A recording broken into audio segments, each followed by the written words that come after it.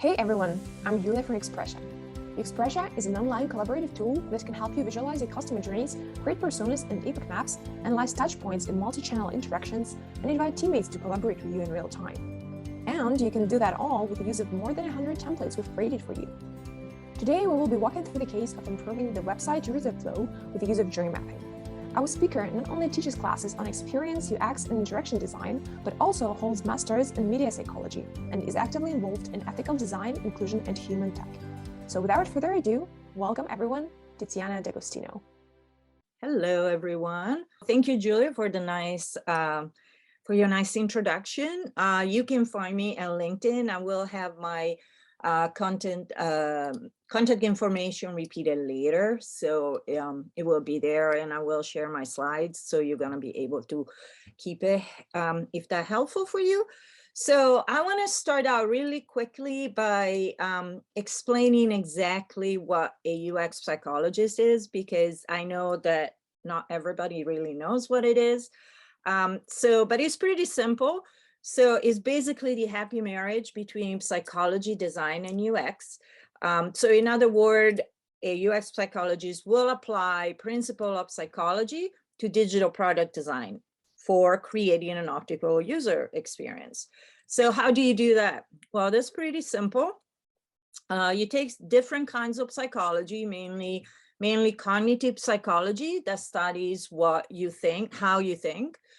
Behavior psychology that talks about how we behave, media psychology that includes how media affects our behavior and emotion, and finally, social psychology that is explaining how social influence affect behavior. You mix in good design practices, you're finishing it off with some empathy, and then by putting all these ingredients together, you can create the perfect product.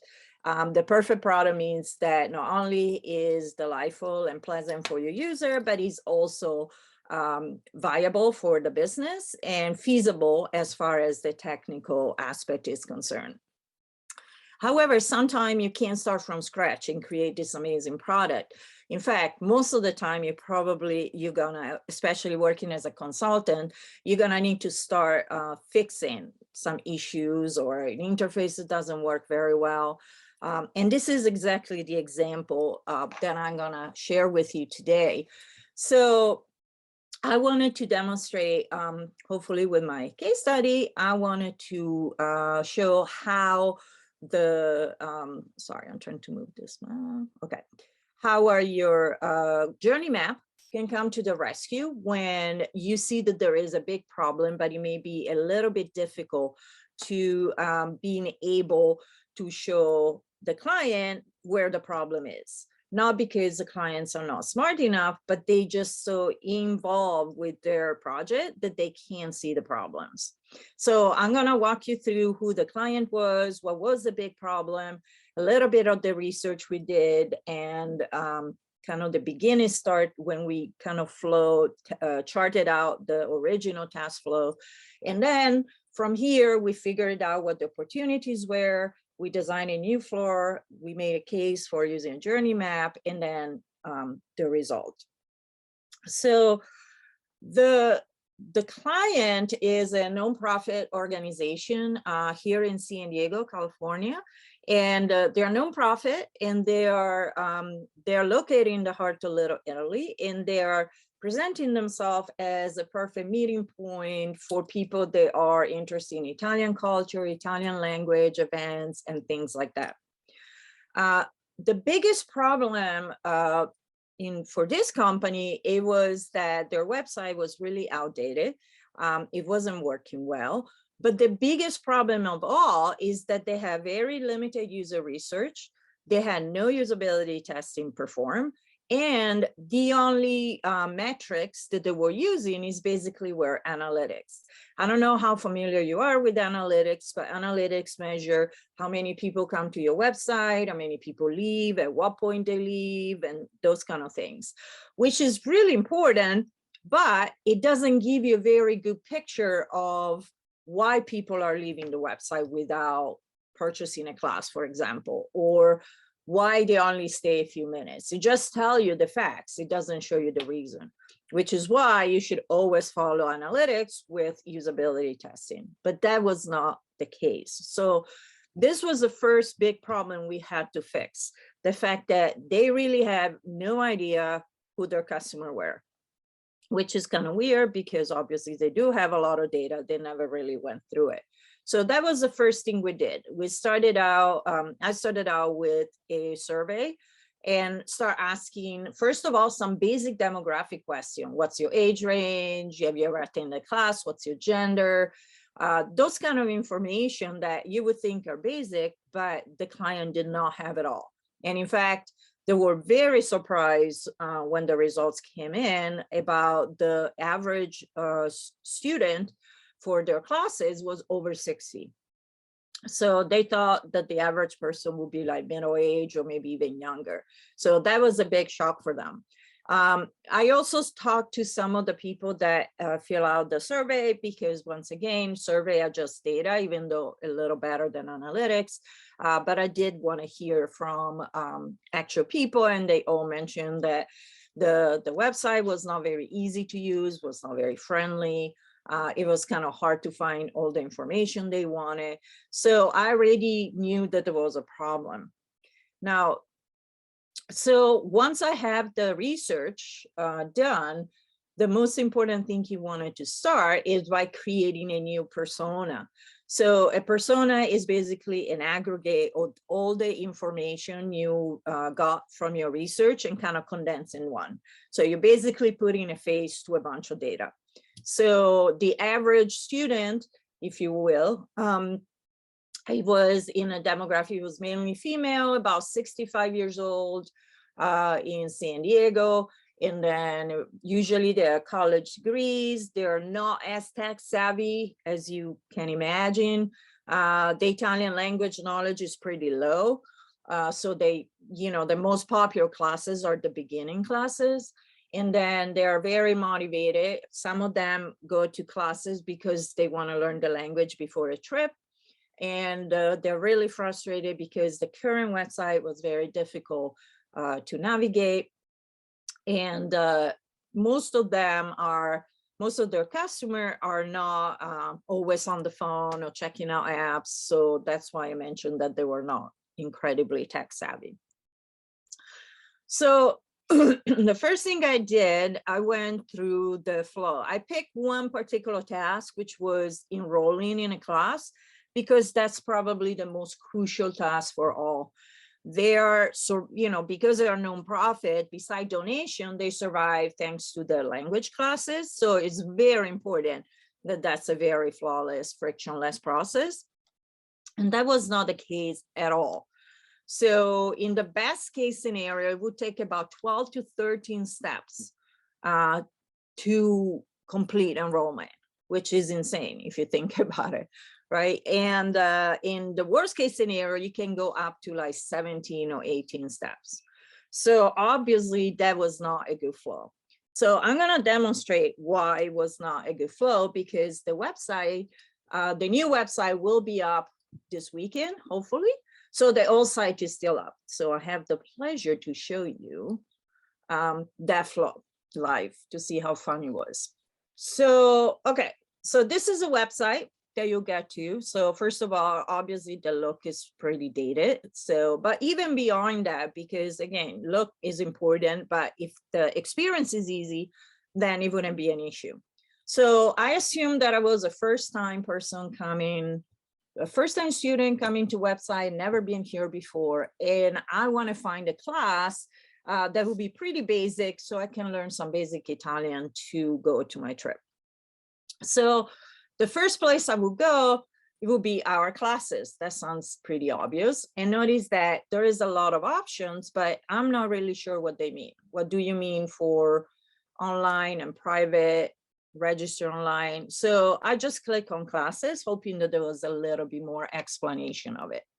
So when I got here, I saw a little tiny bit of explanation, and he told me that if you want to pick a class, you may want to go look at the class description, the schedule, and then there's some categories here. But once again, I'm not really understanding the difference between register online and Italian for adults. What's the difference between the two? So I went to class description because I want to find out what classes are offered. But when I click on description, all it did, it opened a PDF with all the classes that they're describing here, but it's really annoying because it opened in the same exact window. And I can't have it open at the same time. And in fact, some of the people I talked to, some of the customers I talked to, they were saying that if they wanted to find out what class to take, they would have to open the schedule on the different tab and keep it kind of side by side. So I felt that that was already a problem. So, but let's say I read the class and I decided, okay, I wanted to get maybe like a basic grammar class. So I'm still not 100% sure, but I am an adult. So I'm gonna click Italian for adults. And so it will load, and this is what I get, Italian for adult. Now, nowhere on this page is very obvious that regular class have the same exact thing as grammar class. They do write it here, but honestly, most people don't read every single word in a page. They kind of skim to the main links. So, but even then, I don't know what specialty classes are or conversation classes are. So I'm still gonna kind of take a leap of faith and I'm gonna click regular classes. Now, when I click regular classes, you will notice that sure enough, there is a description. So that's the first kind of question. Why, when I choose look at class description, why wasn't I sent to this page? Also, here is just a description. I can automatically click any class and register, which is kind of annoying, but okay, there is a register here button. That's great. I'm gonna click register here. And once again, I'm not registration. I have to make one more choice and choose register for regular classes, for conversation, or for specialty classes. So I was already in the regular class, I thought. So one extra page is really not necessary. And so I click register online and I'm still not done. So let's say I want to pick, I don't know, which one was it? Let's pick one. Let's say beginner Italian. Let's choose that one. So I'm going to click on the class and give me a description. Now I have to make one more choice for date or time. And sure, is available. Let me see, Saturday is available. Sure, it is. That's great. Then I will go add to cart.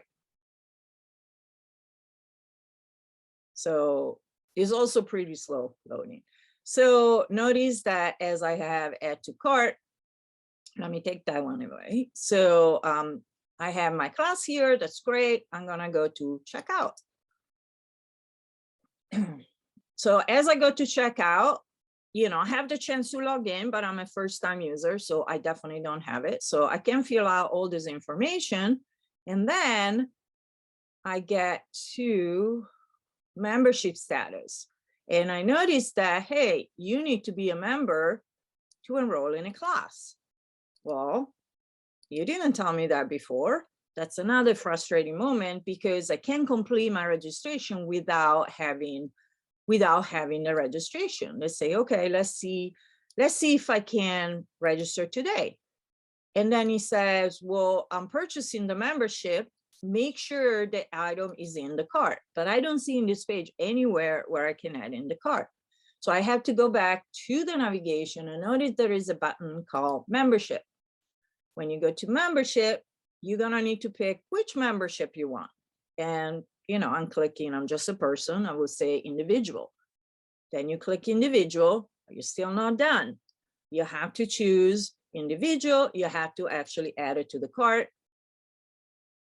I will add to the cart, it will take you back to the cart. Now you have it in your cart, you go back to checkout and all the information you already entered would be gone.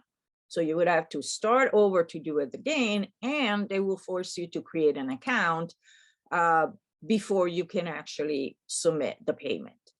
So as you can see, it was pretty difficult to be able to do that. So this is why I felt that those particular flow was not working very well. But again, you can tell as many times as you want to, you need to also show it. So this is kind of what, probably this doesn't make too much sense to you unless you've been in UX for a while. This is called a screen flow. So it's basically a diagram that show you how all the different sections of the site are connected to each other. Obviously, this is not very easy to read. And I can tell you, when I first showed it to my student, they don't have any idea what I'm talking about. So I can't really show this to a client. I did it for my own benefit because it's really easy for me to see how everything connected and how can simplify it. But this will not really work with a client. It will not show them how problematic the flow is. And so there's Journey Map to the rescue, because journey maps are a crucial step in this process. When you realize that there are problems, it may be very obvious to you that there are problems and the flow doesn't work very well, but it's difficult sometimes to convince your client that, hey, we need to do a complete overhaul. This is not working. With the journey map, because it's a visual tool, as I'm going to show you in a second, you get much easier buy-in from the client. You also get increased empathy because you're actually demonstrating what a person is going through, and hopefully increase empathy for the user that have to go through this really difficult product. And it's data backed because a journey map is based on usability testing that you do. So besides doing it myself, I have other people go through that flow to see how exactly they were going about. And like I said, it was between about 13 to 17 steps as far as the problem is concerned. So, and to create a good one that actually will work, you need to talk to your real user and have them actually use the site. You want to add depth. So don't just choose the steps, but you also want to think about emotion and what the person's going through. And ideally, you can add visual, like screenshots, so that once again, make it really obvious to understand where the problem is. So again, 4 steps. Start with users, observe the customer using the app and site. You want to write down every single step in detail. And finally, you visualize in a map so you can share with your client. So what should a journey map have? Now, journey map come in a lot of different forms. If you Google journey maps, you can see a million different variations. But you will notice that those 6 elements usually are always there. Number 1, who is your persona? Who is the typical user that will use that particular product? Also, what their specific goal? Because for every goal, you want to have a different journey map. You want to visualize that path, 1 per person, 1 per goal. You also want to start out with breaking down the timeline with different steps. You want to mark behavior and action, what happens at each steps. You want to talk about what is the customer thinking and feeling. You want to highlight the pain points or problems, and you want to highlight the opportunities, what you can do to make it better. So this was the original flow as I broke it down, and I can do this if I can make it bigger from here. Otherwise, I can go straight to that, but no, I can't. But just to show you, those are all the different steps. So this will be when you begin in the journey, you get to the website, then you get to the first page, then you don't know what to choose, and you go on. And this is actually one of the worst case scenario, in which was 17 steps. And notice that those horizontal lines are called channels or tracks. Some people call it that. And they all have a specific meaning behind it. So most likely you're gonna start out with a different steps, right? So, notice that it's hard for you to read, but the first step was you're aware of the website, then there was onboarding, then there was researching the class, enrolling, and final checkout. And notice how each one of them should be no more than probably 1 or 2 steps, and actually they're dragged on quite a bit. The second one is show you what kind of process it is, which means some processes are linear, so you go from point A to point B. Some process you go back and forth. For example, when I had to check When the customer had to check the classes, the description, they had to go look at the PDF and then they had to come back. So as you can see, I set it up as a double-headed arrow. Then you want to talk about, okay, what is the process? Basically, what are the people doing in each of individual steps? Just really literally clicking on that button, or, you know, the site showed this page, something really, really basic. That will allow me to kind of highlight the problem for each of those steps. And not every step has to have a problem, but in this case, most of them did. I also placed the screenshots for every single step so that, once again, you can really easily see. And when you actually present a map, each of those pictures can be blown up so they can actually see better. Now, what I think is the most effective part of a journey map is this lane right here with all these smiley and emoji, because again, at a glance, it tells you immediately how the user was feeling at any moment. And you can probably notice that the majority of the colors are on the red side. And red, in this particular case, doesn't mean happy, right? So now, right underneath, there is exactly what the person was thinking and feeling. And again, this is based on what I observed during the usability testing. And finally, the green one, it will give me the area that I can improve. It's almost like notes to self.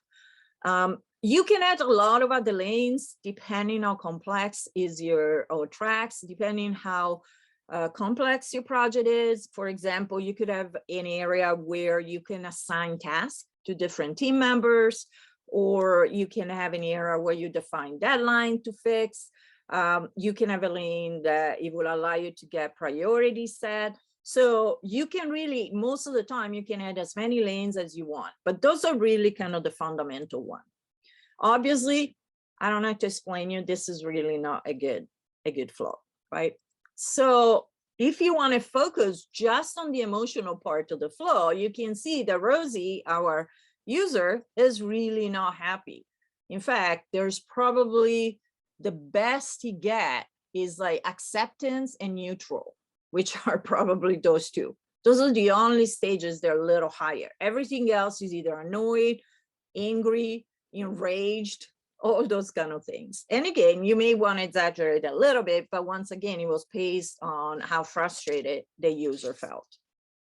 So I also look at the analytics, because even though I say by themselves, they don't work very well, I did look at the bounce rate. The bounce rate is how many people come to the website and then they leave without doing what you want them to do, in this case, buying a class.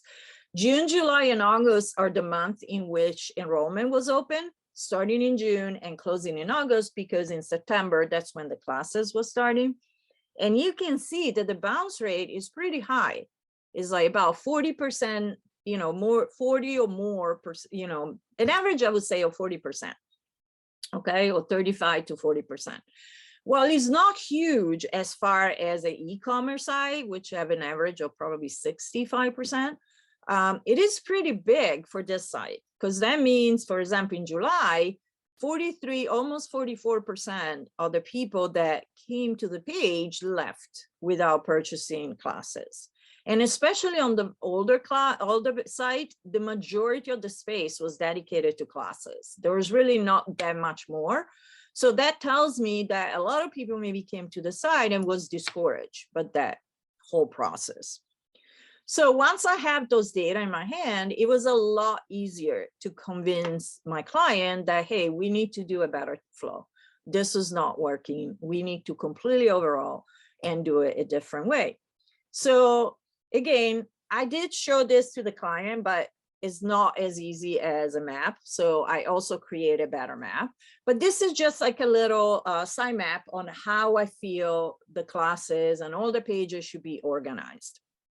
So I still start sketching. Even now, I think sketching is the best way to begin a project. And then you bring it to the computer. And then from here, I recreated the map.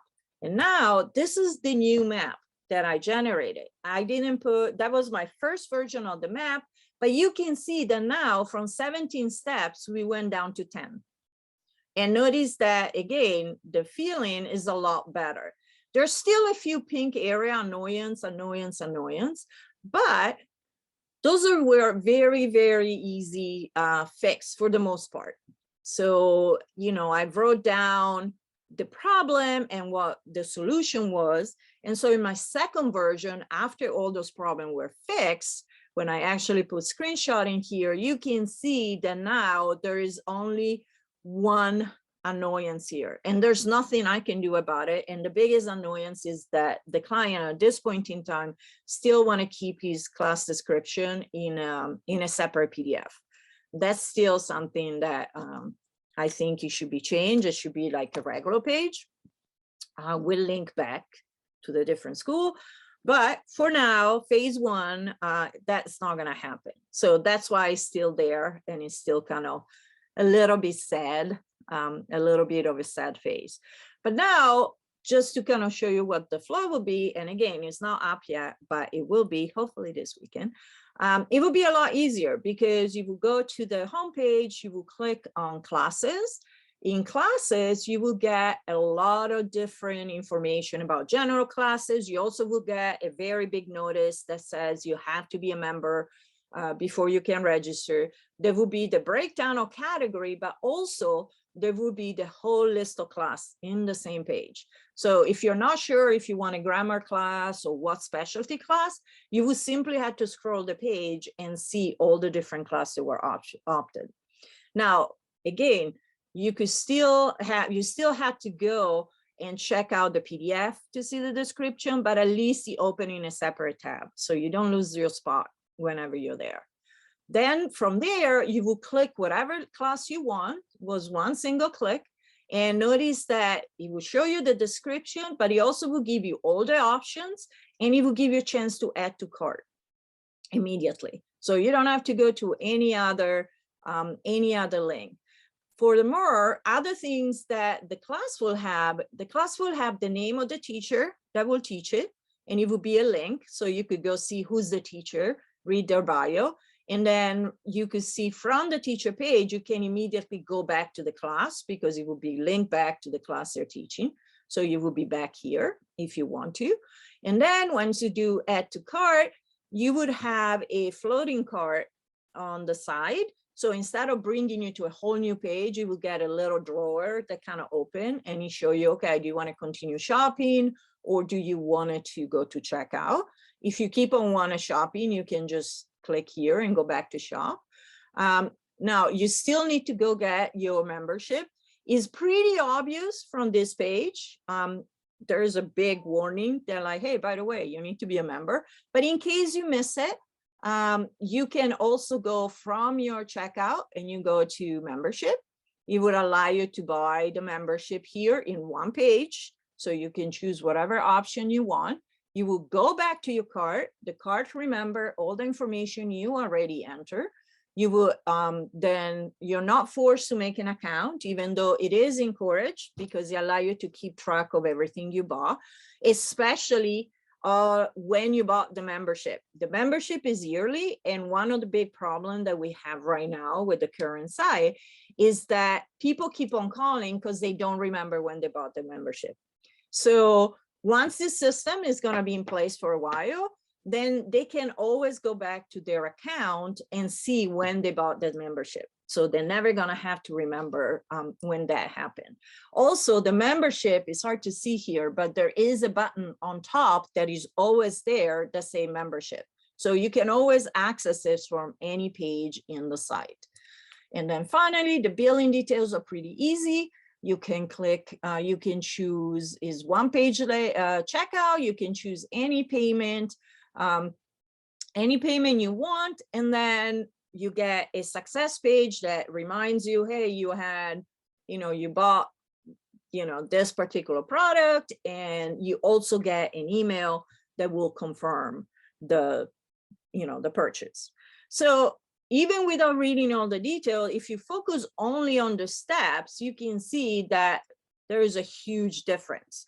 So, and I'm sorry, I cut off the joy emoticons right there, but so emoji, sorry. The old flow has 17 steps, and each one was really very frustrating. the new flow only have 10. And even though there's a few things that can still be fixed, again, it's going to be easier to say, hey, you see, people are still annoyed on these steps. I think we should do, you should change this. I think you should be more on a, more on a HTML page instead of a PDF or something like this. Again, it's very easy to convince when you see all the smiling face and then a sad face. So, which is one of the things I love, especially as far as journey map. So the whole idea behind a journey map is to put some visual in front of the data. Most people don't understand data, don't enjoy data, don't figure it out how it works. And especially data is very abstract. As humans, we love stories. We love storytelling. So when I see something like this, I honestly don't even need to see what's happening, what kind of step it is. I can immediately tell you that this person is not happy at all. I don't need any other data to show you that, like, wow, this is a long process and this person is definitely not happy. So those are kind of the tools that you could have to convince your client. And again, they're data backed. So it's not that I made it up. This is really stuff that happened when a customer were trying to enroll in a class. And this is exactly how they felt while they're trying to go through this process. So just kind of to sum it up a little bit, the reason why you wanted to get journey maps is because you get a much easier buy-in. Because again, they're backed by research, so their data. If you can get videos during your usability testing while they're actually experiencing all this problem, that's even better. Because it's really hard to argue with somebody that have a very confused face or very perplexed. It's pretty obvious to see somebody struggling. So that helps quite a bit. And the whole goal here is to help your client to empathize with your customer. And I'm not saying it because clients are mean or they don't care about the customer, but if you've never seen it, you have no idea how hard it is. Because for you, it's very easy. You've done it, right? You design it, you know exactly how it works. So it's very hard to understand that other people may not find it as easy as you do. So using a journey map really help you to put the map, like the journey, in the perspective of the customer, not of the business. And it really help you see it from their point of view, which is also why I really like, I really like the emotional part of it, like both the emoji, but also the thinking and feeling section where you can actually express what the customer was saying. So now you see in this picture, this is just an illustration, of course, and they have a few different things. But notice that they do, even though they don't have the little emoji part, notice that they do have customer thoughts. I would add also feelings, because I think we make decisions based on feelings 95% of the time, in fact, probably more than that. So it is very important to try to capture the feeling of your customer as they're going through. For example, one thing that, for example, matters quite a bit. Notice that at the end of the new flow, the last steps, you are pretty happy. You may not be jumping for joy, but you're pretty serene, you're happy, you're excited about your new class. In the previous one, you go from anger to annoyance. Now, why does that matter? Well, generally speaking, when you go through an experience, humans remember the highs, the lows, and the ending. Those are the things that are more memorable. And the ending has a huge influence on how you remember the whole experience. Think about a vacation you took. Even if it was a great vacation, but something really bad happened at the end, you lost your plane, you missed your plane, or you lost your baggage, whatever that is, that negative emotion at the end of your trip would actually taint the rest of the trip. And you're gonna remember that trip in a less favorable light, than if you would have ended in a happy note, and vice versa. So if you have a, there's a bunch of like bad things that happen, or at least not as exciting, but the end of the trip is amazing, you're going to remember that trip is amazing. So the fact that the first flow ended with anger, rage, and disappointment, probably not a good sign, because this customer gonna remember this experience, and therefore the company, in a very negative way. So that's why it's so important. So if you need to sell on the advantage of a journey map on anybody or yourself, just understand that it's an easy way to share an understanding of the step with the whole team. They don't need to be technical. They don't need to be designer. It's really easy to see, even for anybody else that is not in the design field. Is also very easy to identify very specific problem. So, otherwise you may just say, yeah, well, the enrollment has some issues. Okay, but where are the biggest issue? By using a map, you can pinpoint to say, this is this place where we can make a change. This is another page where you can make the changes. And is a great basis for taking decision, because you can even assign a severity percentage to each problem. So for example, it's like, okay, this maybe is not as important, but this is really crucial. So that's probably the first thing we should fix. And then and that help you identify pain points, and again, take care of them right away. And finally, it also would allow you to find feature opportunities. What I mean by that is that not only you find a problem, but you also find what is called sometimes opportunities, in which maybe the customer suggests something that you never thought about it. Maybe an extra feature, or a different flow. So with using a user map, a customer map, you and your team as well could come up with opportunities like, hey, why don't we do this instead? So hopefully that is a really good convincing argument for using Journey Map. Journey Map are really easy to use. If you're familiar with Expression, you know that they have great templates that you can use to create your map, so you don't have to start from scratch. If you do like to start from scratch, you totally can, as long as you understand the elements of a journey map. That's really great. And I also have some resources for you in case you want to learn a little bit more. So there is a couple of really good articles. There are tons, but those are probably the one I like the best as far as how to create customer journeys. I also like how behaviour talked about how to add a psychological approach to journey maps. Express itself had a really nice article on how to present journey maps, because even that sometimes is an art. You want to don't just want to show it, hey, this is a journey map, but you really want to go through it and trying to transmit all those emotions those person was going through as they were going through. Also, this is another great article, an introduction to customer journey map by Stephanie Walter. She actually wrote an ebook about customer mapping, journey mapping, that you can get on Amazon, or if you're a subscriber with SidePoints, you can get it there. As far as books, I'm a big book person, so I had to recommend books.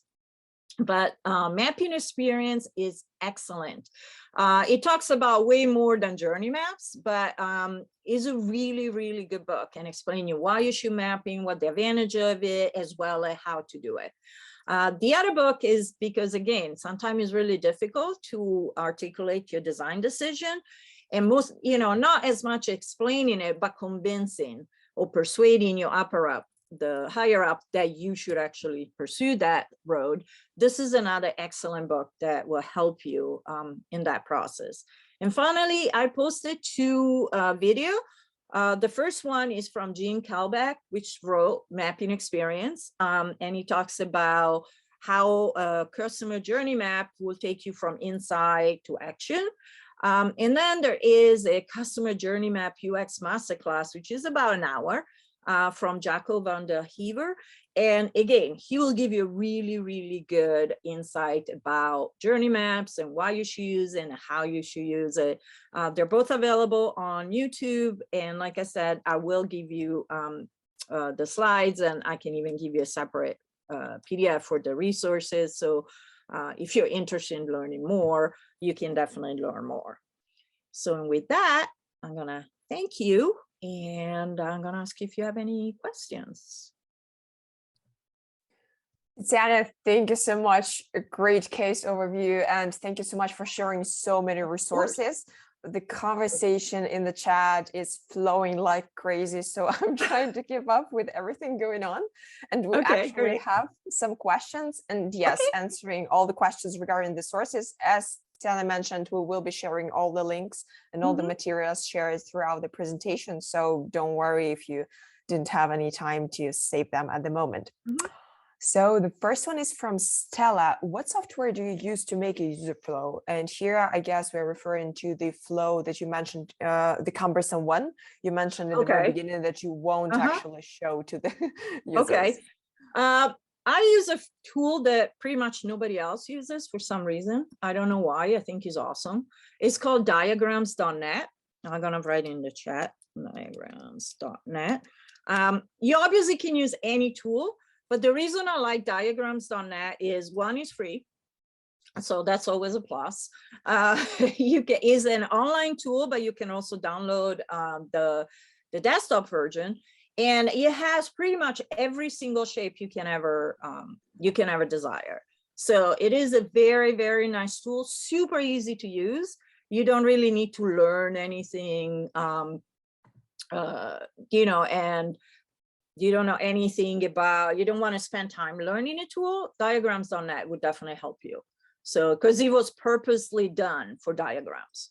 So that's something I really like. Oh, you're welcome. Right. Awesome. Stella, I hope that answers your question. And yeah, journey maps, as Tiziana mentioned, are built in Expression, so feel free to check it out. We have one more question from Giuseppe here. How can you link story mapping technique with journey mapping technique? Okay, so this is the way I see it. Now, some people interpret it different. So a story map usually is based more on storytelling. So I see it as a precursor to a journey map. So a story map is usually done much, at least the way I do it, is much more like rough. So we're talking about sticky notes and things like that. So kind of following the story arc. So you start out with the beginning, and then there is the incident that kind of inspire your action. Then there is the action, the problem, and then kind of the resolution. And so that kind of helped me position the different experience that I saw in the testing. Because obviously you take a lot of notes during testing, and that's kind of a way to kind of cluster them all together. And then once you cluster them all together, I use the story map to kind of organize the different actual steps of the journey, and then I convert it into journey map. So I don't know if everybody else follow this particular workflow, but for me, it works really well. Okay, Giuseppe, I hope that answers your question. I hope so. And the next one is from Natalie here. Has anyone, and you, Tiziana in particular, found a clever way to ID the emotion? I always feel like I'm projecting. Does anyone outright ask customers how they feel at each step, or are you generally guessing? What's your experience? I think it's a combination of both. So I think that, again, I believe that the best user experience professional have empathy, and they're kind of able to connect with people, but they're also questions you can ask after every task. And usually during usability testing, at the very least, after the test, you want to ask your customer to rate how easy it was. There is also a method to do it after every task. So you give it kind of a scale between 1 and 5 and say how easy it was, or how did you find this task, from very difficult to very easy. So at the very least, you can get a hint. But watching somebody struggle, I think is really easy to see. It's maybe harder to see somebody is ecstatic or anything like that.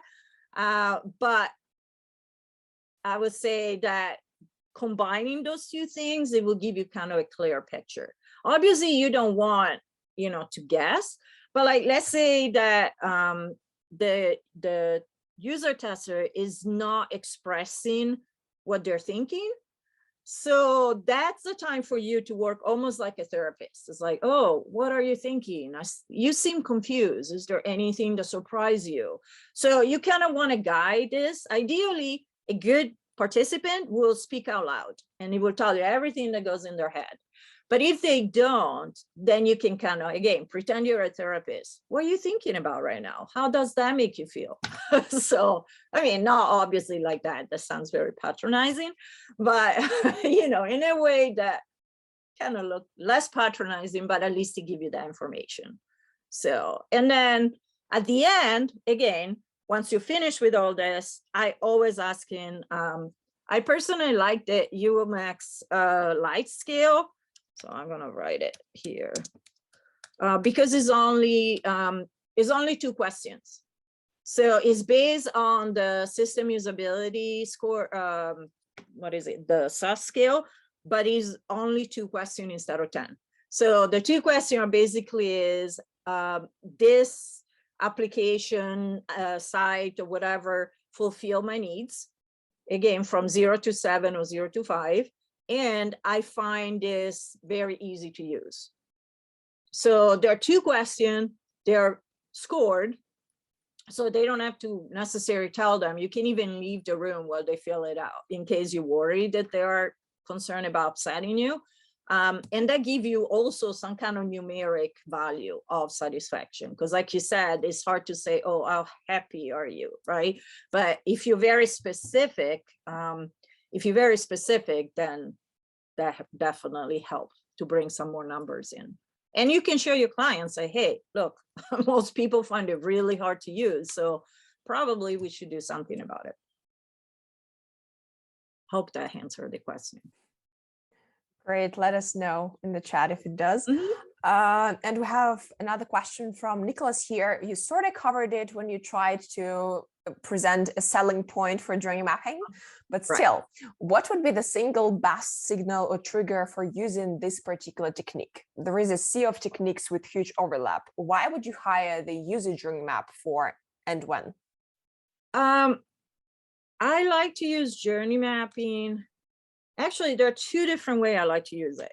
I really like to use it when it's a redesign, because once again, like when I've originally asked who's your main demographic, their answer were vastly different than what we found out in our survey. So the clients are not always aware of what's going on. And especially in my particular case here, they didn't ever really do any usability testing. So it was all like the designer designed the site and then here it is, that's the site. So a user map really, a customer journey map really help you to bring into life. I was like, listen, look how difficult that is, right? These people are different. The other way I use it is to create an ideal map. So if it's a brand new product, that obviously you can't test it because it doesn't exist. I use it to indicate what like my goal will be and then validate it with user testing. So, and mainly if you want one single reason why to use customer journey map, to get your client on board and make it visual. Because if you show them a diagram, they have no idea what you're talking about. If you show a bunch of happy faces or sad faces, that's kind of hard to say no to that. So. All right. I see that Nicholas here commented. Thank you. Oh, so we have another question from Melanie here. Since you only did the new class checkout, how many more journey maps did you make? Old members and stuff like that. How do you deal with other journey maps? Well, there are 2 different ways you can do this. So you can have separate journey maps for each task. And I personally like that because I think you need to focus on one thing at a time Otherwise, there are too many factors to calculate. But I know other people that what they do, they create one global journey map from beginning to end, as in like, let's say it's an app from onboarding to offboarding all the way through. And for each area, then they have what is called submaps. So they have smaller journey maps for different tasks in the app. I personally like to have as just individual for each task that I think is relevant. I'm not going to do it for everything. So, in my case, I actually, even the journey map was for like enrolling in a class. It kind of included the become a member part because you had to do it this way. So, but if you have an app with multiple crucial tasks, I would do more than one for sure. And do you connect them somehow? You can, if you want to. There is, you can make it again as a sub journey. And some applications allow you to do it automatically. So again, you have a global map of maps, if you will. And then for each each part is a link to the other smaller submap. So you could do it that way. I'm not really sure if UXpression allow you to do that, but it does. Okay, perfect.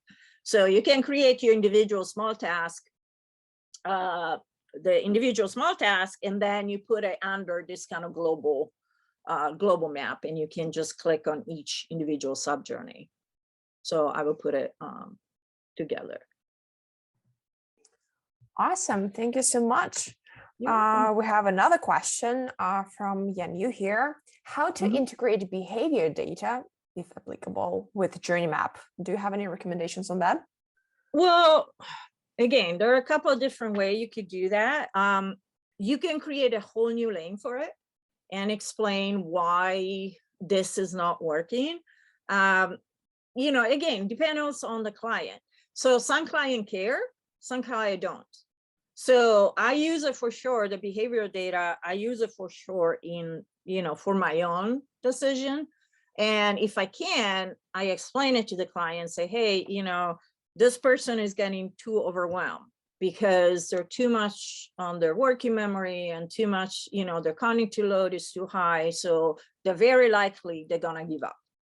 But some clients really don't care. They just want to know, okay, they give up, I don't really care why. So I generally speak, I do it as a separate track or separate lane if I feel is appropriate. And you don't have to show the client either. So you can definitely use it for your own benefits and fixing stuff and inspire your design based on what you know of, behavior data. If that's, I'm not sure if I understood exactly what you're saying, but let me know if I didn't. Yep, yep. Thank you for the advice. Okay. So Great. this is it answers the question. Oh, we have another question from Melanie here. So you only made one persona. How about the other users? Okay, so I actually had more personas. There were in the whole project, there was about, I'm trying to remember, 3. There were 3 different personas, actually 2 different personas. And again, their target audience was very homogeneous. And I felt that it was really important to use this particular persona because A is the larger group, demographic speaking.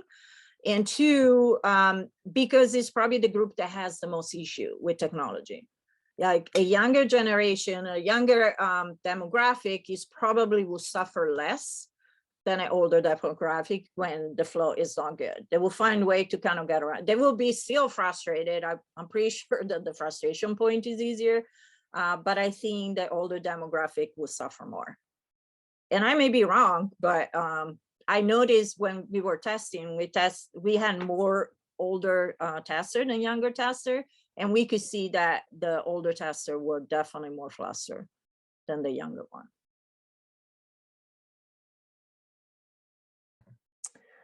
All right, Yes. Melanie, hope that gives you some idea what to use for your future projects. And yeah, with that, I actually don't see any more questions at the moment. And please do find the link to connect with Tiziana Mhm. in the chat. I already sent it twice, so you will be able to find it.